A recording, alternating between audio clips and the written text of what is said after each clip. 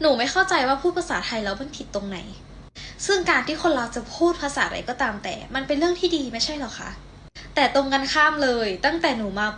อยู่ที่ไทยแล้วหนูก็แบบฝึกพูดภาษาไทยแล้วก็พูดในคลิปแทบทุกคลิปเลย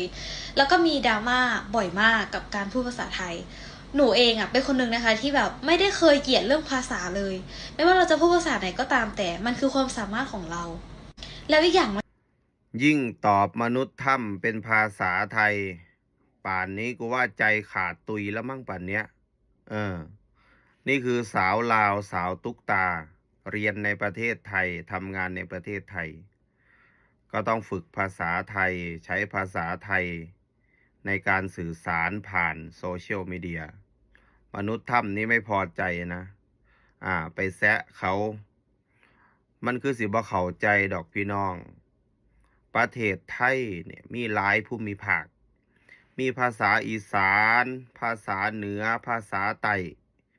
ทั้งเบิดที่เอ่ยมาเนี่ยคือภาษาถิ่น ภาษาท้องถิ่น แต่ถ้าเข้ากรุงเทพ ถ้ายิ่งวัยเรียนวัยทำงานก็ต้องฝึกภาษากลาง เพื่อที่จะสื่อสารหรือว่า communicate กับคนอื่นๆ เพื่อให้เกิดการยอมรับมากขึ้น มันไม่เข้าใจไง ฝากกดแชร์ด้วยนะครับทุกท่าน